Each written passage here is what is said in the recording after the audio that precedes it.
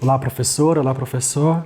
Nessa videoaula, a gente vai apresentar algumas informações que podem servir de apoio ao seu trabalho em sala de aula com o livro Sobrevivendo no Inferno, dos Racionais MCs. Essa videoaula está dividida em 5 blocos. O primeiro apresenta a contribuição dessa obra para a formação leitora dos estudantes. O segundo bloco apresenta algumas propostas de atividade 1. Terceiro bloco, propostas de atividade 2. Quarto bloco estabelece um aprofundamento de análise à obra. E o quinto bloco apresenta algumas indicações de obras e de referências complementares. Então, o livro Sobrevivendo no Inferno foi publicado em 2018. É um livro que celebra o surgimento dos Racionais, que ocorreu em 88, 30 anos depois do surgimento, portanto, e também celebra os 21 anos de lançamento do disco Sobrevivendo no Inferno. Tanto os Racionais, como também, especialmente esse disco, principalmente esse disco, são celebrados como acontecimentos culturais responsáveis por inúmeras transformações no Brasil. O estudioso Acauã Silvério Oliveira, que assina o texto de apresentação da edição, afirma que os Racionais são responsáveis pela construção do ponto de vista do sujeito da periferia e, portanto, responsáveis por essa afirmação de identidade do sujeito periférico. Então, esse livro, apesar de conter letras de músicas do disco, pode ser lido como um livro de poesia. O que caracteriza a poesia dos Racionais? Primeiro, tem um trabalho sofisticado de linguagem. Então, além dessas questões de linguagem, os temas que incidem em Sobrevivendo no Inferno são muito chamativos e atraentes aos jovens. Além disso, o livro também convida a novas experiências estéticas, se trabalhado em consonância com o disco e também com os videoclipes que estão disponíveis aí na internet, no próprio canal dos Racionais. Antes da leitura, vale a pena questionar os estudantes o que eles conhecem a respeito do rap, quais são os artistas que eles têm como referência, quais são, enfim, os artistas preferidos. Tudo isso cria uma espécie de aproximação entre o receptor, o leitor e ouvinte aqui, e a obra. E também vale a pena questionar a respeito desse livro. Por que esse livro, oriundo de um disco, foi publicado? Eles conhecem algum outro livro que contenha letras de música? E por ser um livro que deriva de um disco, é importante também refletir a respeito das relações complementares que a linguagem oral pode estabelecer com a palavra escrita. Então, depois de cumpridas essas etapas, a gente sugere apresentar o poema Navio Negreira, do Castro Alves, escrito em 1870. Um poema que denuncia as condições de barbárie a que os escravos eram submetidos e que narra essa situação vista de longe. Então é interessante fazer esse contraponto entre um poema cujo lírico está observando esses acontecimentos de longe e fazer um contraponto com as letras dos Racionais.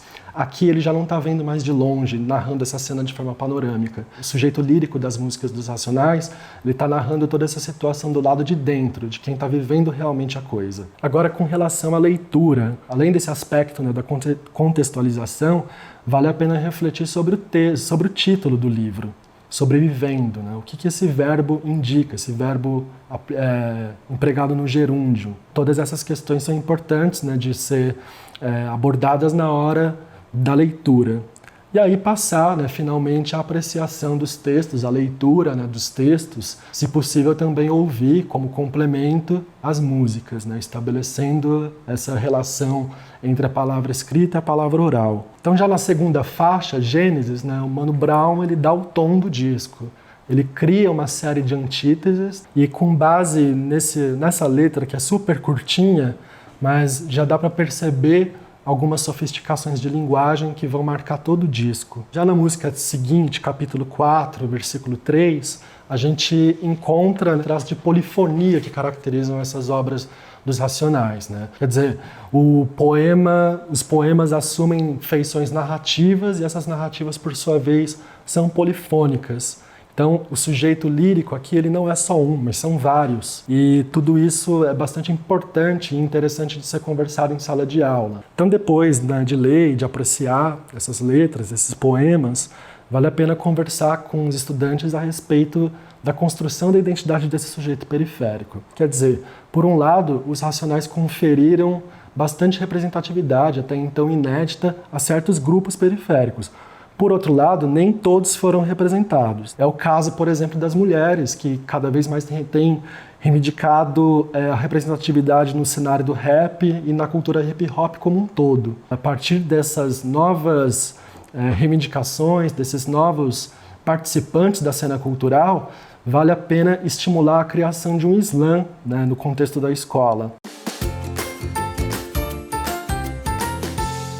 A obra central, né, a obra principal, mais contundente do disco é Diário de um Detento. Não por acaso ela está exatamente no meio do disco. Essa música merece uma atenção especial, porque ela relata, dá voz aos que foram mortos e também aos sobreviventes do massacre do Carandiru, ocorrido em 1992. Então aqui, né, cabe ao professor de História e também ao de Filosofia contribuir para a contextualização desses eventos. Então, durante a leitura, é importante analisar, né, tanto os aspectos temáticos, o que eles estão denunciando, como as imagens que surgem nessa letra, né, que é um poema muito contundente, e, ao mesmo tempo, refletir sobre o que eles estão denunciando, mas também levar em conta os aspectos formais. Como se vê, a letra é uma criação coletiva, na verdade. Está querendo ou não, representando uma coletividade.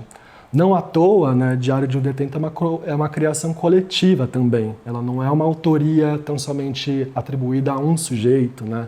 Embora seja cantada por Mano Brown, ela inclusive teve o aval dos sobreviventes do massacre para que fosse finalmente veiculada. Vale a pena, né, o professor de História refletir sobre esse testemunho, esse apagamento que esse episódio vem sofrendo. Então, essa história ressurge. Por mais que exista um discurso oficial que tenda ao apagamento dessa história, ela se manifesta. E ela se manifesta na voz, né, por meio da voz dos Racionais. Então, a atividade de pós-leitura consiste exatamente em refletir a respeito dessas histórias que são apagadas. E, por outro lado, convida também a refletir a questão de autoria. Então, a ideia aqui é juntar essas duas coisas. Primeiro, essas histórias que são silenciadas, né? Pesquisar figuras também que foram esquecidas pela história, ou mesmo alguns episódios, e recontá-los na forma de versos e na forma de versos criados em conjunto. Então a primeira coisa a ser discutida aqui é rap e canção. Pode ser enquadrado como essa tradição de canção, essa ideia que a gente tem de canção, que é letra apoiada com melodia. Segundo o Luiz Tati, sim, né? O rap não é apenas canção, mas, né, ele diz que canção é uma classe de linguagem rica e que o rap e também o funk são responsáveis pela renovação dessa classe de linguagem, como ele concebe a canção. Também vale a pena discutir a respeito sobre a representatividade do rap nos dias de hoje. Então, para encerrar, a gente sugere que reflita com os estudantes a respeito dessas transformações sociais, culturais, né, a que o Mano Brown se refere. Até que ponto o rap tem verdadeiramente espaço e é ainda instrumento de representatividade nas periferias ou fora delas. No manual do professor, além de obras específicas sobre os Racionais MCs, né, obras que podem contribuir para a análise de Sobrevivendo no Inferno, tem também uma série de outras obras complementares, né, que são obras cinematográficas, obras musicais, obras também literárias. Então espero que essa videoaula tenha ajudado você a fazer seu planejamento de atividades em sala de aula e tenha contribuído também para enriquecer a sua própria análise relacionada a Sobrevivendo no Inferno.